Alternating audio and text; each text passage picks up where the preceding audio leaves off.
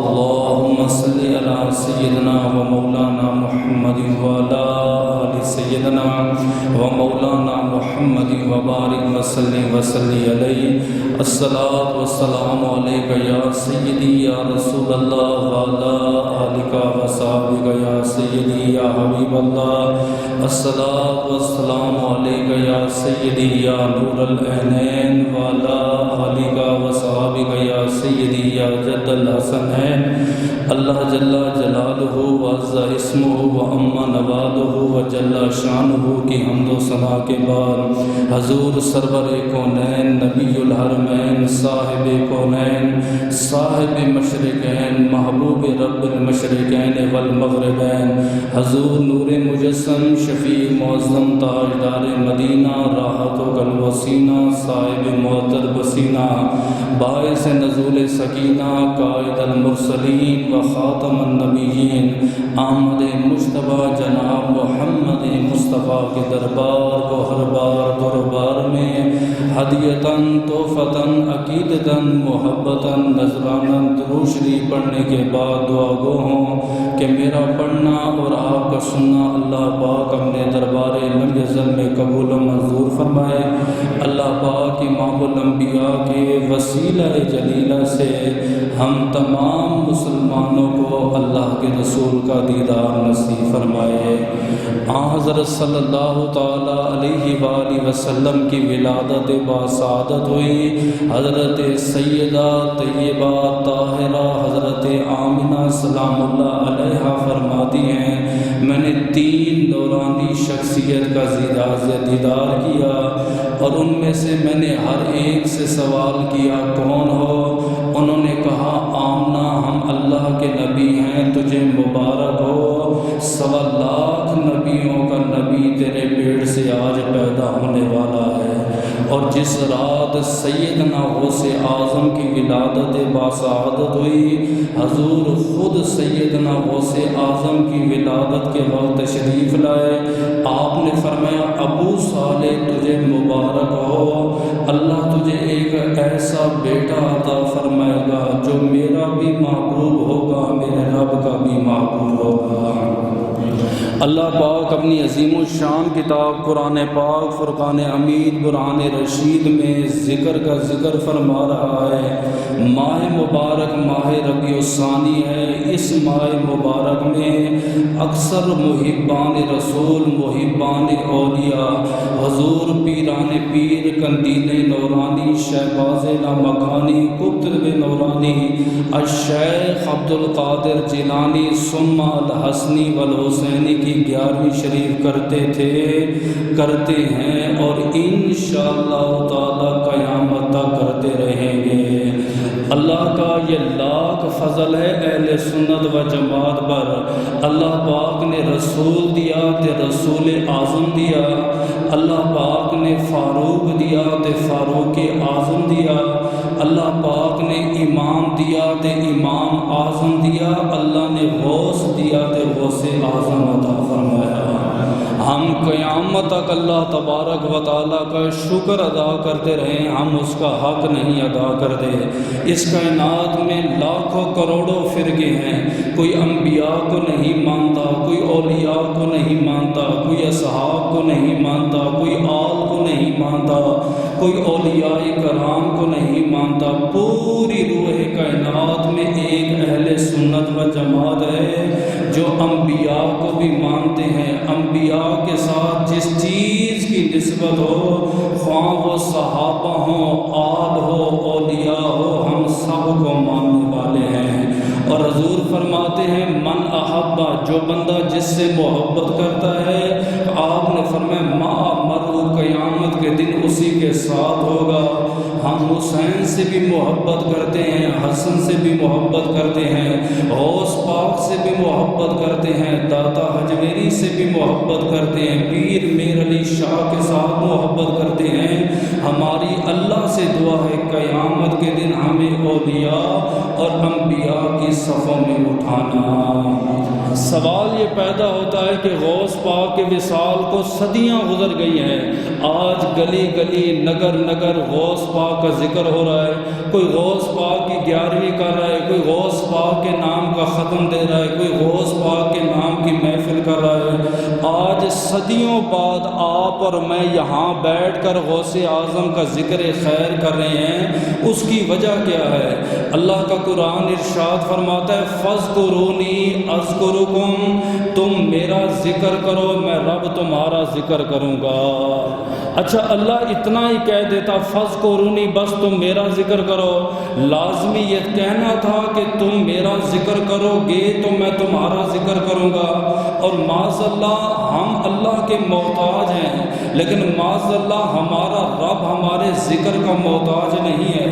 فرشتے ہیں اس کی پاکی، اس کی حمد و ثنا، اس کی تعلیل، اس کی عظمت، اس کی بڑائی، اس کی کبریائی، اس کی ثنا، 24 گھنٹے فرشتے اس کا ذکر کر رہے ہیں، لیکن نہیں، اللہ نے یہ نہیں فرمایا فرشتوں تم میرا ذکر کرو گے میں تمہارا ذکر کروں گا۔ باری نبی کی امت کی ہے، فرمایا ایک بار میرا ذکر کرو گے میں رب تمہارا بار بار ذکر کروں گا۔ تم میں سے کوئی بندہ ایک بالشت میرے پاس آئے گا، میں ایک بازو ہمیں سمجھانے کے لیے ایک بازو اس کے قریب آؤں گا۔ تم میں سے کوئی بندہ چل کے آئے گا، میری رحمت اس کے پاس دوڑ کے آئے گی۔ اے میرے بندو صرف ایک بار میرا ذکر کرو۔ اور حضور سیدنا غوث اعظم آپ کو اللہ نے اتنا علم دیا، ایک ایک آیت کی 17 کے 18 تفسیریں فرما لے دے۔ بڑے بڑے مفسر گزرے ہیں، ایک تفسیر لکھتے ہیں، 2 لکھتے ہیں، اچھا ایک صوفیانہ تفسیر لکھنے والے، بس اس سے زائد نہیں ہے۔ اور حضور سیدنا غوث اعظم ایک ایک آیت کی 17 اور 18 تفسیریں فرما دے۔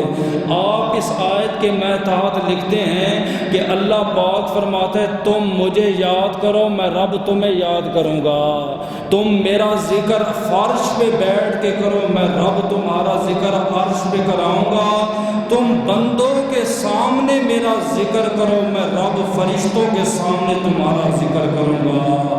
تو میں نے آپ کو ماقبل میں کہا گلی گلی میں غوث پاک کے نعرے ہیں، غوث پاک کی 11ویں وجہ، فرمایا ساری زندگی ان ولیوں نے خدا کا ذکر عام کیا، انہوں نے خدا کے نام کے نعرے لگوائے، تے اللہ کے وعدے کے مطابق فرمایا جو بندہ میرا ذکر کرے گا میں اس کا ذکر کروں گا۔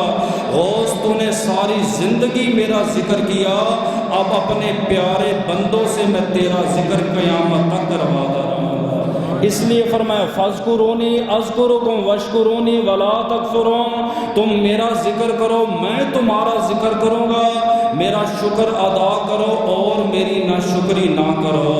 اور غوث پاک کا ذکر کرنا خود اللہ کے نبی کی سنت ہے۔ میرے اور آپ کے نبی سیدہ طیبہ طاہرہ حضرت فاطمہ رضی اللہ تعالی عنہا کے گھر میں تشریف لائے، اور سرکار دو عالم کی عادت تھی آپ ہمیشہ امام حسین کو اٹھاتے، اپنے سینے سے لگاتے اور اسے بوس و کنار کرتے۔ بلکہ ایک روایت میں یوں بھی آتا ہے مشکوٰۃ شریف میں، آپ کے پاس اقرا بن حابس بیٹھا ہوا تھا نبی کا صحابی، جب آپ نے امام حسن یا حسین کو بوسہ دیا، عرض کی اللہ کے رسول میرے 10 بیٹے، میں نے تو آج تک کسی بیٹے کو نہیں چوما۔ آپ نے فرمایا جو مخلوق خدا پہ رحم نہیں کرتا اللہ اس پہ بھی رحم نہیں فرماتا۔ اولاد سے محبت کرنا یہ تو انبیاء کرام کی سنت ہے، ابراہیم کی سنت ہے، خلیل کی سنت ہے، ذبیح اللہ کی سنت ہے، میری سنت ہے۔ اور اللہ کے رسول کی عادت کیا تھی؟ ہمیشہ امام حسین کو ترجیح دیتے کیونکہ وہ چھوٹے تھے۔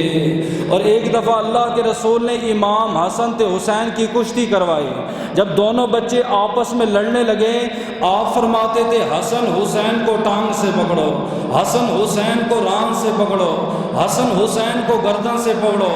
سیدہ فاطمہ تو زہرا نے کہا بابا کشتیاں تو چھوٹوں کو سکھائی جاتی ہیں، آپ بڑے کا ساتھ دے رہے ہیں، وہ چھوٹا ہے حسین۔ آپ نے فرمایا فاطمہ تو کیا جانے دل کی باتیں، یہاں حسن کو میں سکھا رہا ہوں، حسین کو خدا کے فرشتے سکھا رہے ہیں۔ میرے نبی کی عادت تھی، آپ حسین کو اٹھاتے، سینے لگاتے، بوسہ دیتے۔ اس دن معاملہ کچھ عجیب ہوا، میرے اور آپ کے نبی آئے، آپ نے امام حسن مجتبیٰ کو اٹھایا، پہلے اپنے سینے سے لگا کے دبایا، فقبل بین عینیہ، آپ نے دونوں آنکھوں کے درمیان بوسہ دیا۔ حسین کھڑا دیکھ رہا ہے۔ اتنے میں فاطمہ تو زہرا نے سوال کیا، ابا حضور آج آپ نے حسین سے پیار نہیں کیا، دیکھو حسین دیکھ رہا ہے۔ آپ نے فرمایا اس کی نسل سے، حسن کی طرف اشارہ کیا، اس کی نسل سے ایک بیٹا پیدا ہوگا، نام اس کا عبد القادر ہوگا، فاطمہ اس کی یہ شان ہوگی، وہ مصطفیٰ کا بھی محبوب ہوگا تو مصطفیٰ کے رب کا بھی محبوب ہوگا۔ اندازہ لگائیں، حضور نے اس بچے کو سینے لگا کے بوسہ دیا، فرمایا تیری نسل سے غوث پیدا ہوگا، تیری نسل سے۔ اور میرے نبی نے اٹھایا، سینے لگایا، بوسہ بھی دیا۔ اب غوث پاک کا شجرہ نسب بھی جانیے۔ بہت سارے لوگ ہیں نا، سادات ہونے کا دعویٰ کیے لیکن پیچھے ریکارڈ نہیں پتا۔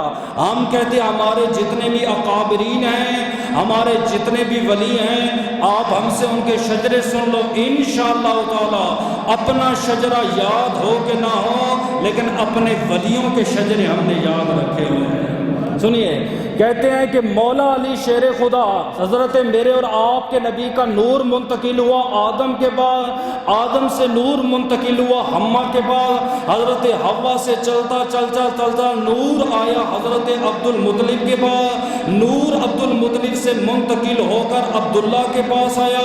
عبد المطلب کے ٹوٹل ہیں 10 بیٹے، ایک 2 بیٹے لے لیتے ہیں، ایک کا نام عبداللہ ہے، دوسرے کا نام ابو طالب ہے۔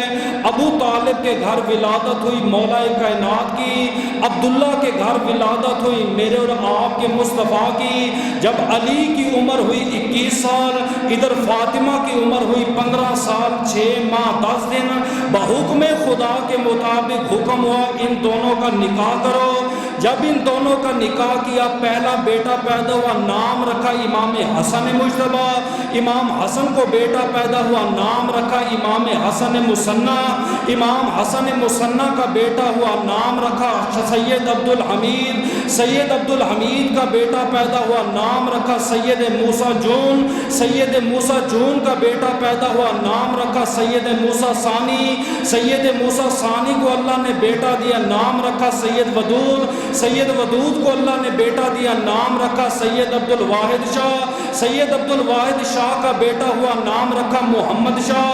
محمد شاہ کو اللہ نے بیٹا دیا، نام رکھا محمد یحییٰ زائد شاہ۔ محمد زائد شاہ کو اللہ نے بیٹا دیا، نام رکھا محمد عبید اللہ شاہ۔ محمد عبید اللہ شاہ کو اللہ نے بیٹا دیا، نام رکھا سید عبد الصالح۔ سید عبد الصالح کو اللہ نے بیٹا دیا، نام رکھا سید عبد القادر جیلانی۔ یہ غوث پاک کا شجرہ نسب۔ ماں کی طرف سے حسنی حسینی ہے، تے باپ کی طرف سے آپ حسنی ہیں۔ اب آپ دیکھیں یہ شجرہ ملا کیسے ہے۔ اولاد تو بکھر گئی تھی، امام حسن کی اولاد بھی بکھر گئی، حسین کی اولاد بھی بکھر گئی، یہ آپس میں دوبارہ 2 سادات ملے کیسے؟ سید عبد الصالح جوان ہے، 13 14 سال 15 سال، بعض کہتے ہیں 18 سال آپ کی عمر مبارک ہے، دریا کے کنارے جا رہے ہیں، مزدوری کی تلاش میں، شدید بھوک بھی ہے تے پیاس بھی ہے، پانی تب پیے جب پیٹ میں کچھ ہے، پانی کتنا پیے، دریا کے کنارے جا رہے ہیں، اللہ کا ذکر بھی ہو رہا ہے، اللہ کی حمد و ثنا بھی، اور یہ اولیاء کا طریقہ تھا، سفر میں جاتے اٹھتے بیٹھتے کھاتے پیتے ہر وقت ان کی زبان اللہ کے ذکر سے تر رہتی تھی۔ مسلمان تو فارغ نہ بیٹھ، تیرے پاس ٹائم ہے، کھانے میں دیر ہے، بسم اللہ کا ورد کر، کوئی کام ہے بندے کا انتظار ہے، دیر ہے، وہاں اللہ کا ذکر کر، یہ اولیاء کی سنت ہے۔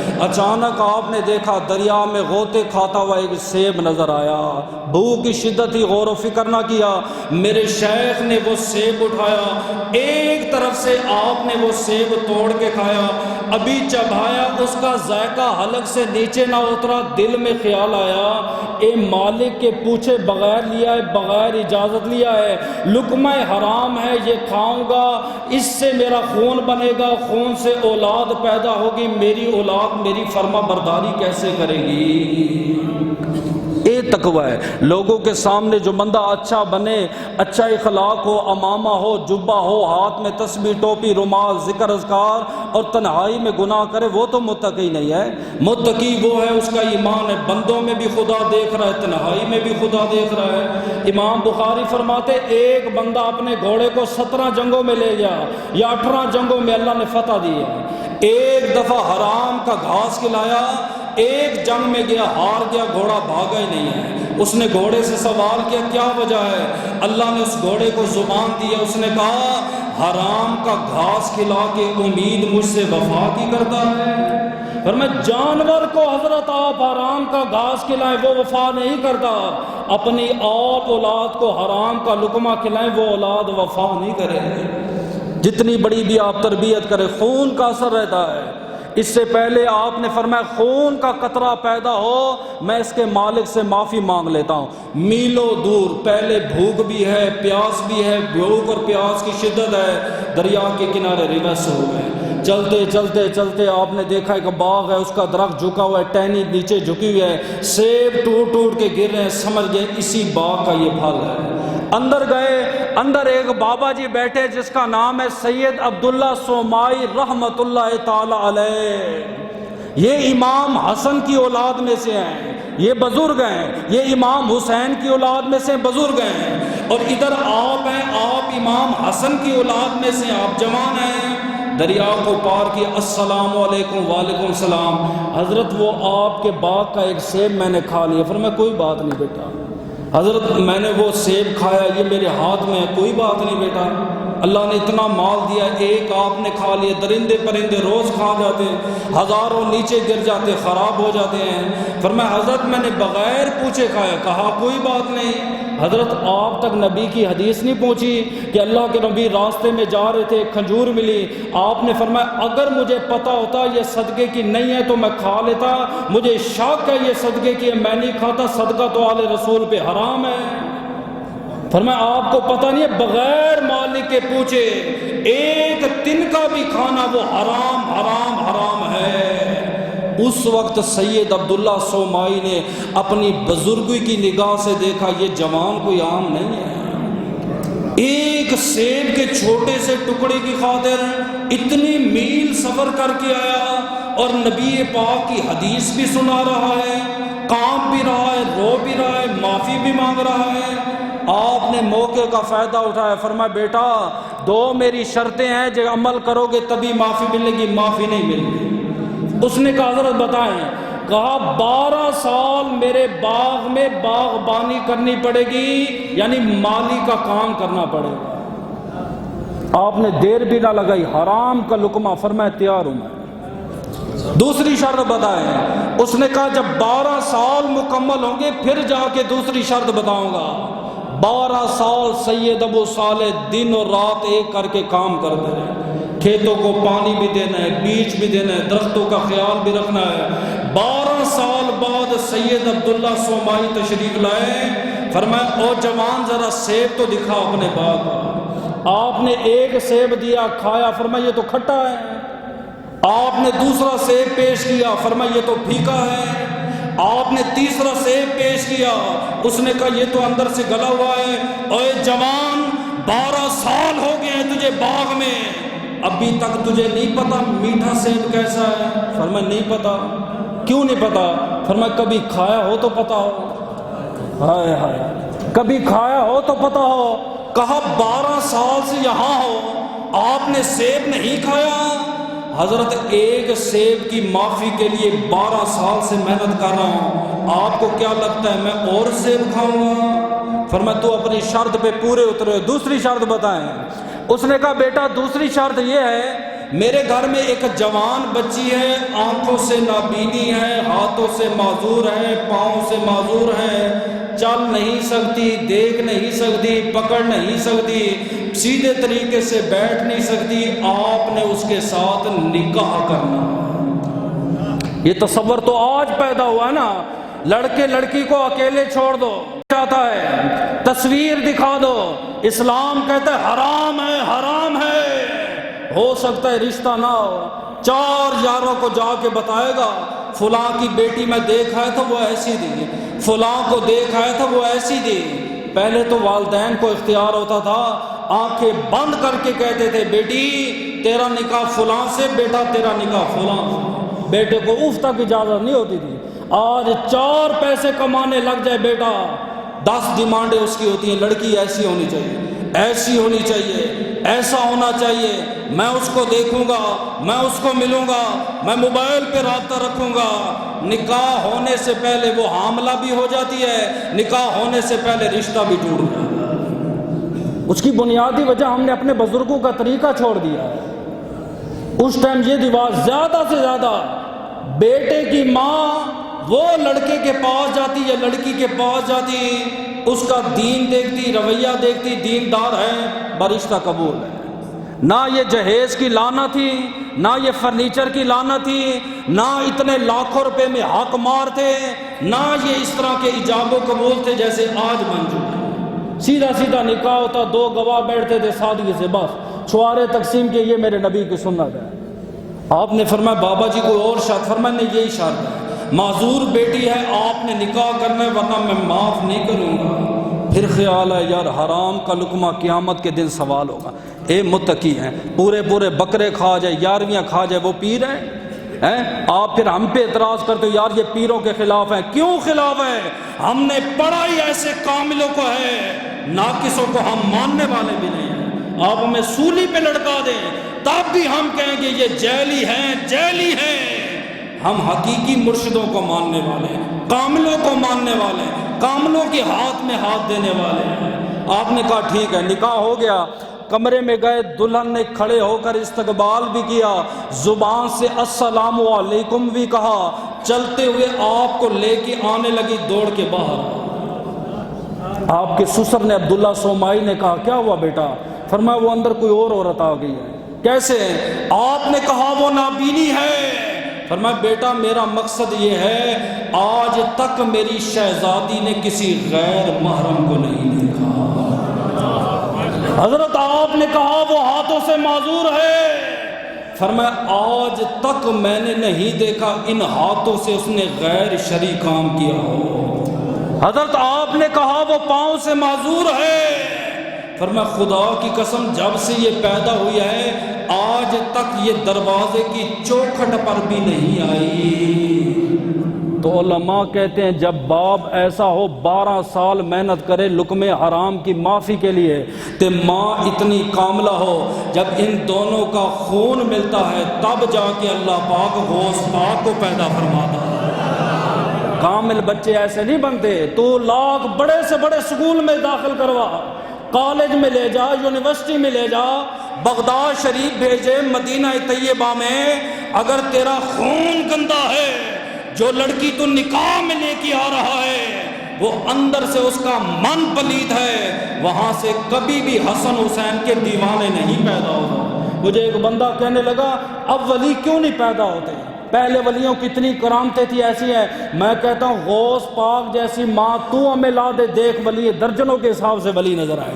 وہ مائیں نہیں، وہ باپ ہی نہیں رہے۔ پہلے ایسا باپ لا کے دے، ایسی ماں لا کے دے، پھر دیکھ ولی پیدا ہوتے کہ نہیں ہوتے۔ ولی پیدا کرنے والی مائیں نہیں۔ میں نے پڑھا پرانے ولیوں کی مائیں کیا کرتی تھی، کپڑا سیتی تھی، ایک ایک سوئی کے دھاگے پر نبی پر درود پڑھتی تھی۔ آٹا گوندنا، نبی پر درود پڑھنا، سالن میں پانی ڈالنا، نبی پر درود پڑھنا، حتیٰ کہ عورتیں اس وقت تک سالن نہیں بناتی تھی جب تک مسجد کا پانی اپنے سالن کے اندر نہ ڈال لیں۔ تو بچے بھی ماشاءاللہ عالم فاضل متقی، پیر میر علی شاہ، بابا فرید، سمجھے سلطان باہو داتا علی حجویری جیسے پیدا ہو رہے ہیں۔ یوں آپ کا نکاح ہوا، الشیخ عبد القادر جیلانی کی ولادت باسعادت ہوئی جب آپ کی عمر ہوئی 4.25 سال۔ ایک خون کے اب تاثرات دیکھنا، جس بچے کے اندر کوالٹی ہوگی، بلڈ اچھا ہوگا، آپ کو کہنے کی ضرورت نہیں، مست ہو کے سو جائیں، آپ نے دیکھنا اب رزلٹ نکلنا ہے۔ کیا ہوا؟ 4.25 سال عمر ہوئی، صبح صبح غوث پاک نے وضو کیا، اماں نے پوچھا بیٹا کہاں جا رہے ہو؟ اماں وہ ساتھ مسجد ہے، میں نے سنا ہے وہاں مولوی صاحب قرآن پڑھاتے، میں بھی پڑھنے جاؤں گا۔ کسی نے بھی نہیں کہا، باپ کا تو وصال ہو گیا۔ آپ جب مسجد میں گئے ساری مسجد طلباء سے بھری ہوئی ہے. اس دور میں اسکول کالج تھے نہیں، نہ یہ لانتی تعلیم تھی تو نہ جناب یہ لانتی کام تھے. بچے دین پڑھتے تھے، اسلام پڑھتے تھے، ہر ٹائم قرآن و حدیث کی تعلیم. جب سے یہ تعلیم ہے خدا جانتا ہے، ہم مولوی ہیں، ہمارا ایک حافظ لے لے 3 سال میں ہمارا حافظ تیار ہوتا ہے. مجھے ایک حافظ دکھا دیں، ایک قاری دکھا دیں، ایک عالم دکھا دیں جو ہڑتال کر رہا ہو جی ہماری تنخواہیں بڑھائیں.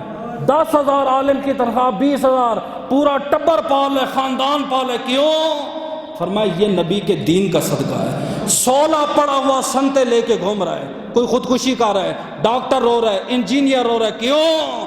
فرمایا تو نے تعلیم حاصل کی ہے ان کی، ہم نے دین حاصل کیا اللہ کے رسول کا. اثر تو ہونا ہے.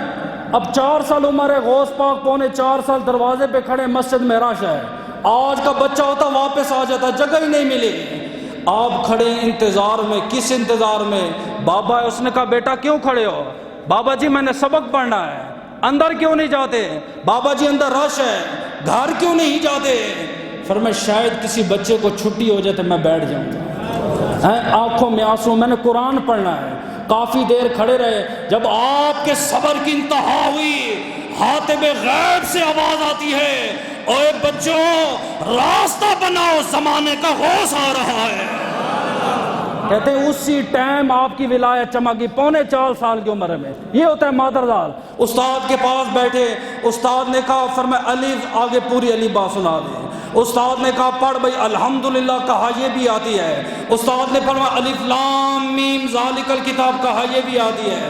استاد نے کہا پڑھ اولئک علی ھدی من ربہم، فرمایا یہ بھی آتی ہے. استاد نے کہا دوسرا پارہ سیقول السفہاء، فرمایا یہ بھی آتا ہے. استاد نے کہا تیسرا پارہ تلک الرسل، فرمایا یہ بھی آتا ہے.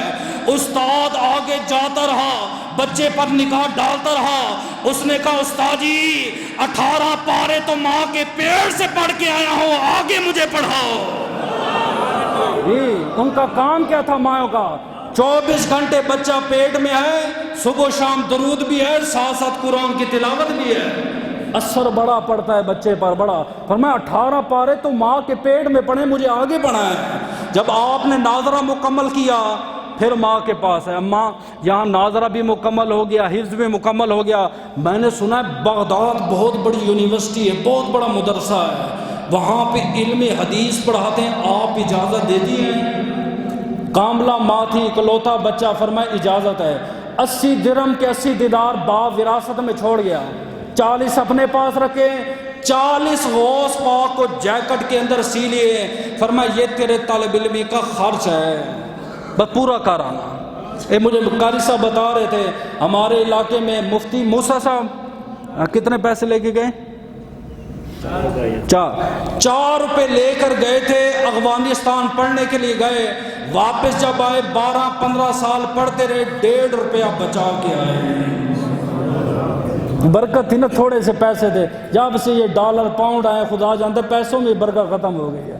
غوث پاک کو ماں نے 40 درہم کے 40 دینار دیے. فرمایا تیرا جیب خرچ ہے بیٹا جا، لیکن ایک وصیت کی. آج بچوں کو ماں بھیجتی ہے نا، بیٹا سعودیہ جا رہے فون کرنا، وائس میسج بھیج دینا، واٹس ایپ پہ ویڈیو کال کا. اپنا کہتی ہے، باپ کا کہتی ہے، دین کی کوئی وصیت نہیں. تو غوث پاک کی ماں کیا کہہ رہی ہے؟ فرمایا میری خیر چھوڑ، بس جھوٹ نہ بولنا ہے. تیرے نانے کا فرمان بھی ہے، فرمایا جھوٹ نہ بولنا. آپ کہتے ٹھیک ہے. بس ایک وصیت لے کر راستے میں گئے. راستے میں ڈاکو آ گئے، انہوں نے قافلہ لوٹنا شروع کر دیا. غوث پاک بچے تھے اس ٹائم، بڑوں کے پاس پیسے نہیں ہوتے تھے. اس نے کہا بچے تیرے پاس بھی کچھ ہے؟ فرمایا ہاں نا 40 درہم ہیں. آج ہمارا کوئی بچہ ہوتا، اوے تو پاگل ہے، تو نے خود بتا دیا چوروں کو کہ میرے پاس پیسے ہیں. پاگل وہ نہیں، پاگل تو ہے. تو اس کو تعلیم دے رہا ہے، تو جھوٹ بول. غوث پاک سے پوچھا اے غوث تیرے پاس کیا ہے؟ فرمایا 40 درہم ہیں. سارے قافلے والے ایسے دیکھنے، اوہ کیا کر رہا ہے، کیوں کہہ رہا ہے؟ فرمایا میری ماں نے کہا تھا جھوٹ نہیں بولنا.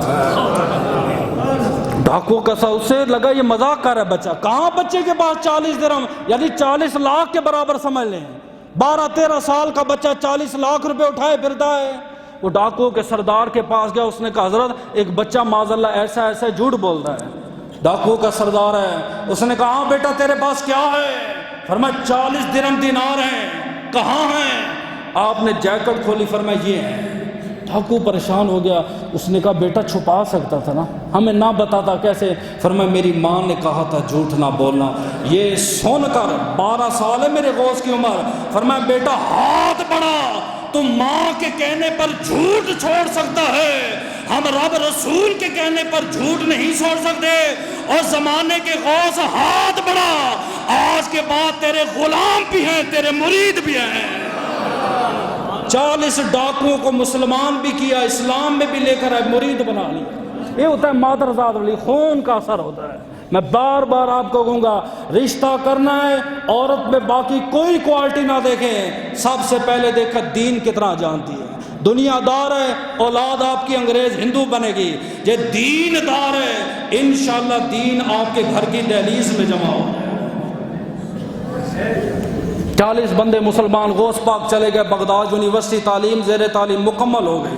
اب بغداد شریف کوئی عام شہر ہے، بڑے بڑے مفتی، شیخ الحدیث، بڑے بڑے، اور کوئی تعلیم ہوتی نہیں تھی، نہ کرنل نہ جج نہ کچھ، سارے بڑے بڑے شیخ الحدیث.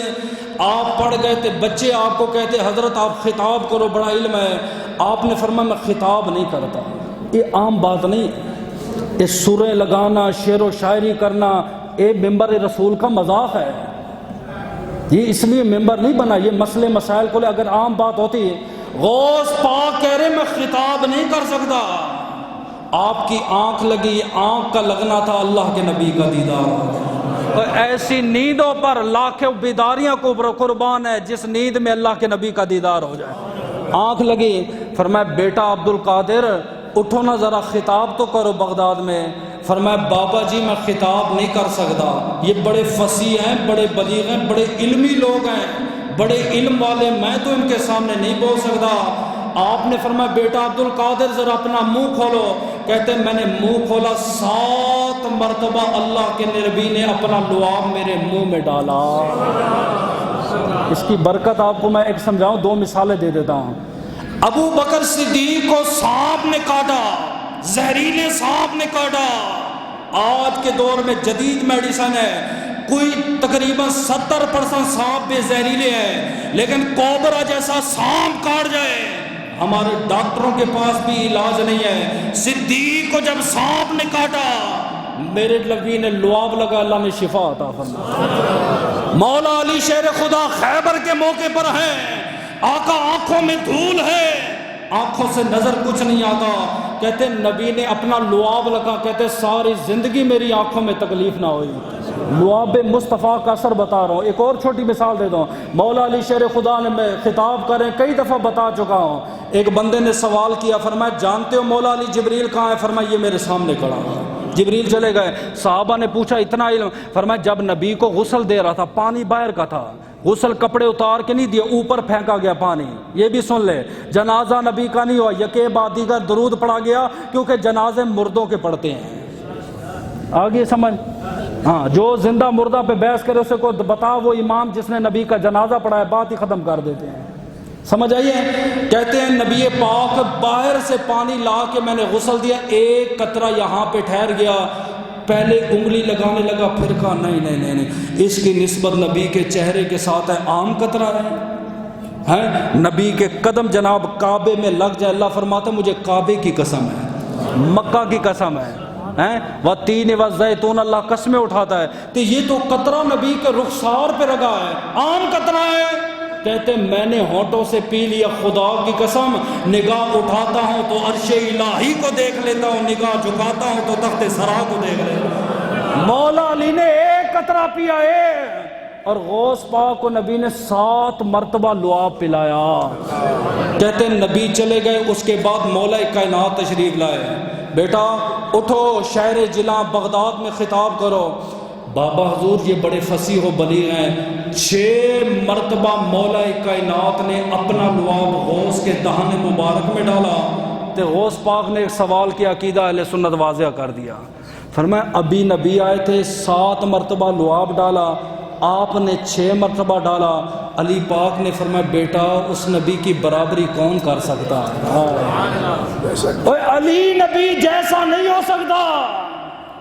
15ویں صدی کا وہ مولوی جسے گھر میں دوسری مرتبہ سالن نہیں ملتی وہ نبی جیسا ہے، تو اس کے پیچھے نماز بھی پڑھتا ہے اور ہمیں کہتا ہے فرقہ واریت نہ کرو. کیوں نہ کرو؟ وہ میرے نبی کو میرے اپنے جیسا کہتا ہے. شکل اس نے دیکھی ہے، بوتھی دیکھی ہے اپنی. مولا علی فرماتے ہیں بیٹا اے اس نبی کی برابری کون کر سکتا ہے؟ جب علی نبی کی مثل نہیں، مولوی نبی کی مثل کیسے ہو جائے؟ اس کے بعد اثر کیا ہوا؟ غوث پاک بغداد میں ممبر بچ گیا، خطاب شروع ہوا. بندے کتنے تھے؟ 2500. ہمارے پاس 3000 بندے ہوتے ہیں. اللہ کا شکر ہے ہمیں پنڈی میں سب سے بڑا اجتماع ہمارے پاس ہوتا ہے. غوث پاک نے جب خطاب شروع کیا، رمضان میں جب ہمارا رش زیادہ بڑھتا ہے نا، سپیکر کی آواز بیٹھ جاتی ہے. 70,000 کا مجمع، نہ ساؤنڈ ہے تے نہ سپیکر ہے. یہ میرے غوث کی کرامت ہے، آواز پہنچا لیتے تھے. 70,000 کا اجتماع ہے. صفوں کی ترتیب کیسی ہے؟ یہ نہیں ہے کہ جو جہاں آئے مرضی بیٹھ جائے، نہ ڈسپلن تھا، ترتیب تھی. پہلی 3 صفوں میں پہنچے ہوئے کتب ابدال تے ولی بیٹھتے تھے. پچھلی 3 صفوں میں بڑے بڑے شیخ مفتیان کرام بیٹھتے تھے. اس سے پچھلی 3 صفوں میں بڑی تعداد کے طلباء بیٹھتے تھے. پھر آخری صفوں میں میرے تے آپ جیسے فقیر تے نکمے بیٹھتے تھے. قسمت میں جگہ. اور پھر خالی یہ تو میں انسانوں کی بتا رہا ہوں، آپ کے ہم اثر ایک اور غوث ہے، اسی دھرتی پر ہے. جنات اس کے تابع ہیں. اس نے حاضری کی، جنات آئے، لیٹ آئے. آپ نے ڈانٹا لیٹ کیوں آئے ہو؟ اتنی دیر سے میں انتظار کر رہا ہوں. انہوں نے کہا حضرت آج غوث پاک کا خطاب تھا تو ہم خطاب سننے گئے تھے. انہوں نے کہا تم بھی غوث کا خطاب سنتے ہو؟ فرمایا خدا کی قسم اتنے بندے نہیں ہوتے جتنے جنات غوث کا خطاب سننے کے لیے آتے ہیں. 7 مرتبہ میرے نبی نے لعاب جو ڈالا ہے، 6 مرتبہ علی نے جو لعاب پلایا ہے. پھر جب خطاب شروع ہوتا عالم کیا بنا؟ کہتے کوئی ٹس سے مس نہ ہوتا. آج بھی میرے جمعے میں 2-3 بندے سو جاتے ہیں، ڈسٹرب ہوتا ہوں. کچھ بزرگ ہیں، روک نہیں سکتا، پھر خاموش ہو جائیں، چلو سمجھاؤں گا، اشارے بھی دے جاتا ہوں، لیکن پوری محفل میں اسے روکنا سمجھانا ہمارے لیے مشکل ہے. کہتے غوث پاک کی محفل میں کوئی بندہ سونا تو دور کی بات رہی، پلک بھی نہیں جھبکتی تھی. خطاب کا عالم کیا ہے؟ خطاب کا قول نبی صلی اللہ علیہ وسلم اچانک اٹھ پڑے. بڑی غور قابل ہے. اٹھے، 7 خلیفہ بیٹھا ہے، نام ہے علی بن حیتمی. آپ اس کے پاس بیٹھے، سویا ہوا ہے، سر جھکا ہے، سونے کی مجال نہیں تھی کسی کی. اس کی آنکھ لگ گئی. آپ 2 زن ہو کے نا ایسے کر کے ایسے بیٹھ کے ایسے 5 منٹ بیٹھے رہے. اچانک اس کی آنکھ کھلی، ڈر گیا. او ہو غوث پاک میری خاطر کرسی سے. آپ نے خطاب شروع کیا. خطاب کے بعد کچھ لوگوں نے کہا حضرت آج آپ نے ایک خلیفے کی خاطر منبر رسول کو چھوڑ دیا. فرمایا نہیں. آپ نے خلیفے کی خاطر خطاب کو چھوڑ دیا. فرمایا نہیں. پھر فرمایا خلیفے کو ذرا بلاؤ، سے پوچھو تو صحیح. خلیفہ آیا. فرمایا علی یہ بتا خواب میں کیا دیکھ رہا تھا؟ فرمایا میں خواب میں اللہ کے نبی کا دیدار کر رہا تھا اور غوث تعظیم کر کے بیداری میں مصطفیٰ کا دیدار کر رہے ہیں. ان کی محفل میں سوئے ہوئے کو اگر نبی کا دیدار ہو جائے وہ بھی غوث کی نگاہ سے نہیں چھپ سکتا. آپ فرماتے میں کائنات کو ایسے دیکھتا ہوں جیسے ہاتھ کی ہتھیلی ہے. جس شریعت کی لگام نہ ہوتی میں تمہیں بتا دیتا کیا تم کھا کے آئے ہو تو کیا تم چھوڑ کے آئے ہو. ایسے نہیں ہے. پھر آپ کا بیٹا سید عبدالرزاق 34 سال مدرسوں میں پڑھتا رہا. 34 سال بعد جب عالم بن کے آیا، عرض کی ابا حضور صبح میں پہلے خطاب کروں گا، دوسرا خطاب آپ کا ہوگا بڑا. آپ نے فرمایا ٹھیک ہے. وہ سید عبدالرزاق کا خطاب شروع ہو گیا. بڑی بڑی عربی میں حدیثیں، سر، شعر، منطق، ناو، فلسفہ، گرامر، اسماء و رجال پہ گفتگو، راویوں پہ گفتگو. یہ حدیث ضعیف ہے، یہ قوی ہے، یہ فلاں ہے. آگے سننے والے بھی اس طرح کے بیٹھے تھے. کوئی ٹس سے مس ہی نہیں ہوا حضرت. کسی کو کوئی فرق ہی نہیں پڑا. ایسے عام بیٹھے تھے جیسے آپ اور میں بیٹھے ہیں. غوث پاک کا خطاب شروع ہوا. آپ نے خطبہ پڑھا. ایک لائن کہی، وہ لائن سنیے گا، عجیب لائن ہے. آپ نے فرمایا یار وہ ہمارے گھر مرغی نے انڈے دیے ہیں، ایک جانور دوڑا تے وہ انڈوں پہ لگا تے انڈے ٹوٹ گئے، کہتے پورا مجمع رونے لگا۔ یہ کوئی بات ہے؟ فرمایا علم والے اگر اس کو سمجھے، فرمایا جب ایک عورت کا بچہ ضائع ہوتا ہے اس کے دل پہ جو بیتتی ہے تم نہیں جانتے، ایک مرغی کا انڈا ٹوٹتا ہے اس پہ کیا بیتتی ہے تم نہیں جانتے۔ غوث پاک نے اتنی لائن پڑھی، پورا مجمع رو پڑا۔ تو بیٹے نے کہا بابا میں نے اتنا علمی خطاب کیا 2 گھنٹے، عوام ٹس سے مس نہیں، آپ نے ایک جملہ کہا عوام رونے پڑ گئی، کیا تھا؟ آپ نے فرمایا بیٹا تو کتابوں کو دے کر خطاب کرتا ہے، اور غوث اس وقت تک خطاب نہیں کرتا جب تک غیب سے صدا نہ آ جائے، اے غوث تو خطاب کر، ہم تیرا خطاب سماعت فرمائیں گے۔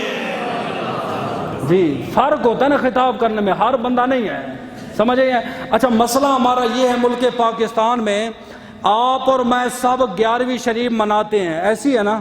تو انشاءاللہ مناتے رہیں گے۔ تو کیا غوث پاک یہی تعلیم دے گے یار میری 11ویں منانا کرنا، تو 11ویں کھانا، تو 11ویں منانا، اور کوئی نہیں ہے؟ نبی کی باری آتی ہے نبی کا میلاد منا لیتے ہیں، نبی کی سنت میں نہیں چلتے۔ غوث پاک کی 11ویں منا لیتے ہیں، غوث پاک جو سبق تعلیم دے کر ہیں وہ ہم نہیں کرتے۔ آپ کو پتہ ہے غوث پاک نے تعلیم کیا دی، اپنے مریدوں کو سبق کیا دیا، وہ سمجھنا چاہیے نا۔ پھر تو ہم 11ویں بھی کریں، ان کے سبقوں پر بھی عمل کریں تب ہے۔ یہ مفتی صاحب میں جب مریدوں نے گیا نا، ان کے یار خواجہ صاحب کے پاس جانا، جو وہ تلقین کرے نا اس کو لازم پکڑنا، جو وہ وظائف بتائیں، جو وہ بتائیں، وہ جو پہلی مرتبہ مرید ہونے کے لیے مرید جاتا ہے، جو بھی اسے شیخ وظائف بتائے اس وظائف کو ضرور پڑھنا ہوگا، تبھی دل کا دل کے ساتھ تعلق جڑا رہتا ہے۔ اگر وظائف نہ پڑھے وہ ناقصوں میں چلا جاتا ہے۔ تو آپ کیا سمجھتے 11ویں شریف کریں گے غوث پاک خوش ہو جائیں گے؟ تو غوث پاک کی جو تعلیمات ہیں، جو آپ نے سبق دیے امت کو، وہ کہاں جائیں گے؟ ان پہ بھی تو عمل کرنا چاہیے۔ غوث پاک فرماتے سنو، اگر تم میں سے کوئی بندہ خدا کا قرب حاصل کرنا چاہتا ہے، تم میں سے کوئی بندہ چاہتا ہے میں اللہ کے محبوبوں میں شامل ہو جاؤں، میری دعا قبول ہو جائے، میرے گناہ مٹ جائیں، میرے درجات بلند ہو جائیں، میرے رکے ہوئے کام ہو جائیں، میرے ہر کام میں آسانی ہو جائے، مصیبتیں تکلیفیں پریشانیاں بیماریاں جڑ سے ختم ہو جائیں، فرمایا میری 10 باتوں پہ عمل کرنا۔ یہ میرا سبق ہے، یہ تو میری تمہید تھی، صرف غوث کا مقام بتانا تھا۔ سب سے پہلے آپ نے فرمایا بیٹا جھوٹ چھوڑ دینا، اگرچہ مذاق میں بھی کیوں نہ ہو، جھوٹ چھوڑ دینا۔ آپ میں سے سب ہم سارے جھوٹے ہیں، میں دلیل دے، یہ جو میسیج آپ ہمارے پاس آتے ہیں مذاقیہ، وہ جھوٹ ہی ہوتا ہے نا، ہم اس کو آگے بھیج رہے ہوتے، پڑھ کے سنا رہے ہیں۔ میرے اور آپ کے نبی نے مذاق کیے، سنت ہے میرے نبی کی، لیکن حد میں رہ کر۔ ایک عرابی ہے، اس نے کہا آقا مجھے جو نا اونٹ کا بچہ دیں، آپ نے فرمایا نہیں بھی تجھے اونٹنی کا بچہ دوں گا، وہ سادہ سادہ، اور نہیں آقا مجھے اونٹ کا بچہ دیں، آپ نے فرمایا نہیں بھئی اونٹنی کا دوں گا۔ اس نے کہا اونٹ کا کیوں نہیں دیتے؟ فرمایا دونوں کا ایک ہی تو ہوتا ہے۔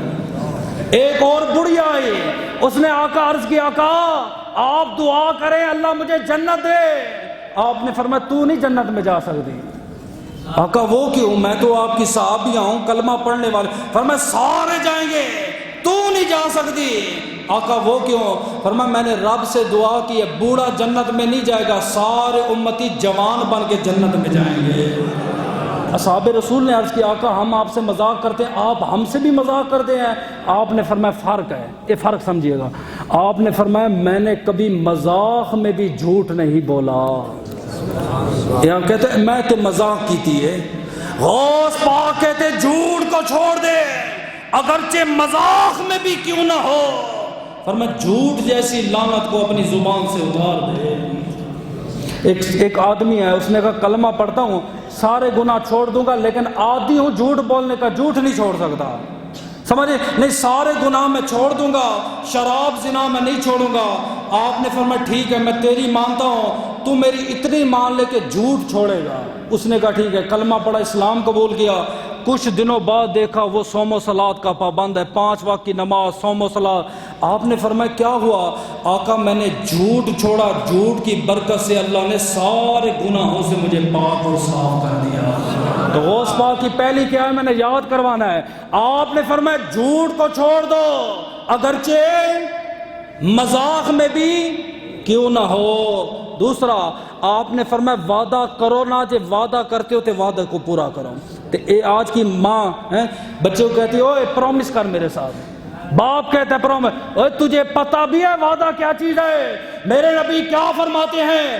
آپ نے فرمایا اذا اربع وکان خالصا منافقا، جس میں 4 نشانیاں ہوں گی وہ خالصتا منافق ہے، اس میں کوئی ملاوٹ نہیں ہے۔ آقا وہ 4 کون سی ہے؟ آپ نے فرمایا اذا وعد اخلفا، جب وعدہ کرے گا وعدہ خلافی کرے گا سمجھو منافق ہے، اور منافق اسلام میں کافر سے بھی بدتر ہے۔ تو اتنے سے کاکے کو جو بچہ ابھی جناب وضو کرنے کے قابل ہے تو اس کو پرومس سکھا رہی ہے، تو کہتی ہے میرے ساتھ پرومس کر، تو ابھی سے اسے منافق اور کافر سے بدتر بنا رہی ہے۔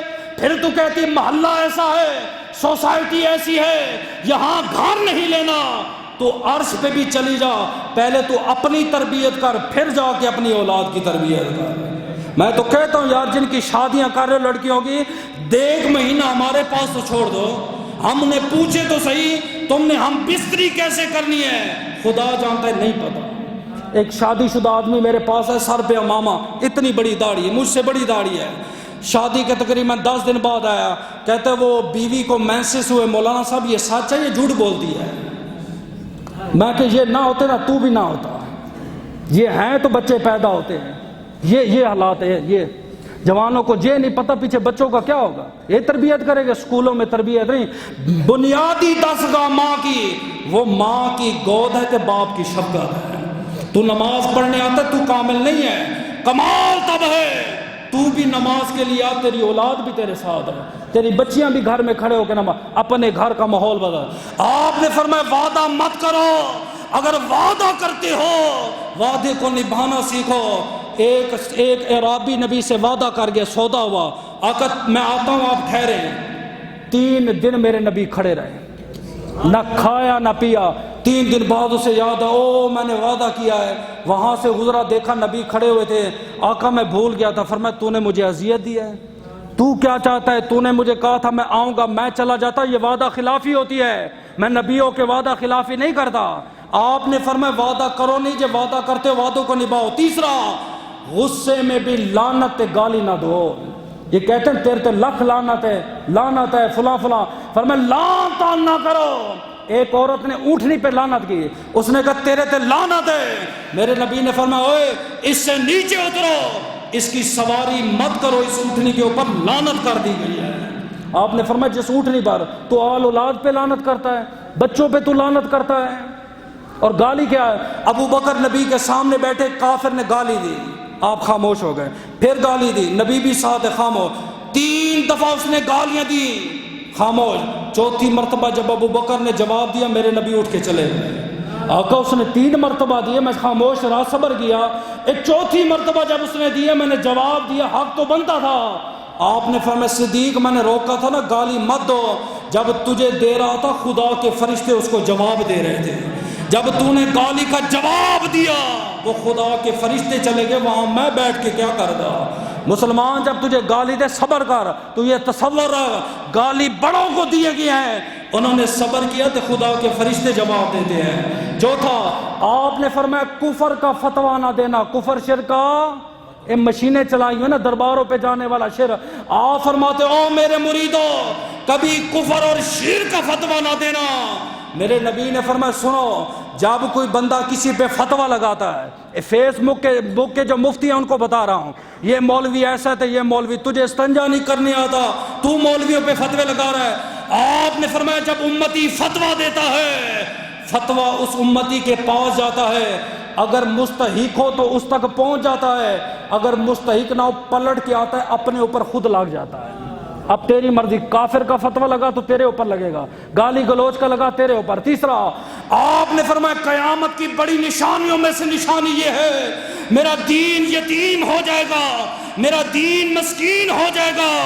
اللہ پاک سینے سے علم کو کھینچ لے گا، بڑے بڑے علماء دنیا سے چلے جائیں گے، پیچھے جاہل رہ جائیں گے، خود بھی گمراہ ہوں گے، میری امت کو گمراہ کریں گے، خود غلط فتوے دے کر خود بھی جہنم میں جائیں گے، میری امت کو بھی جہنم میں لے جائیں گے۔ غوث پاک نے تلقین کیا، فرمایا بیٹا شرک کفر کا فتویٰ نہ لگانا۔ پانچواں آپ نے فرمایا مخلوق پر بوجھ نہ بننا، یہ مجھے پانی اٹھا دو، یہ مجھے روٹی دے دو، تو بیٹھا ہے تو ٹھیک ہے، تو کیوں محتاجی اٹھاتا ہے؟ میرے نبی کے پاس جب صحابہ ہے نا بیعت کرنے، آج آپ بھی کئی مرید بیٹھے ہوں گے، آپ کو یاد ہوگا کہ آپ کے ولیوں نے کیا آپ کو درس دیا۔ مجھے نبی کا یاد ہے، میں بتاتا ہوں۔ ایک بندے نے ہاتھ بڑھایا، السلام علیکم السلام، آقا بیعت کرتا ہوں۔ فرمایا سنو آج کے بعد کسی سے سوال نہیں کرنا، کسی سے مانگنا نہیں ہے، بوجھ نہیں بننا۔ کہتے ہیں ہماری کیفیت کیا بن گئی؟ گھوڑے پر اونٹ پہ بیٹھے ہوتے، اگر خدا نہ خواستہ ہمارا کوڑا نیچے گر جاتا، حالانکہ نیچے اترنا مشکل ہے اونٹ گھوڑے والے کے لیے، ہم کسی ایک کو بھی نہ کہتے ہمارا کوڑا اٹھا کے دو۔ کیوں؟ نبی نے فرمایا سوال نہیں کرنا۔ چوتھا آپ نے فرمایا مخلوق پر لالچ نہیں کرنی، یہ مال اس کے پاس کیوں ہے تو میرے پاس کیوں نہیں ہے۔ اور آٹھواں آپ نے فرمایا مخلوق میں کسی پر بد دعا نہیں کرنی۔ ماں آ جاتی نا غصے میں آنا اس کا حق بھی بنتا ہے، جتنی اس نے پرورش کی تو اولاد غدار ہوگی، جھولی اٹھا کے ایسے نا۔ تو باپ کہتا ہے، باپ بھی غصے میں دے، آپ نے فرمایا مخلوق میں کسی کو بد دعا۔ سعید نبی کا صحابی ایک عورت نے الزام لگا دی، میں جلدی کر رہا ہوں ٹائم میرے پاس کم ہے، اس نے کہا مروان سعید نے میری زمین پہ قبضہ کیا ہے۔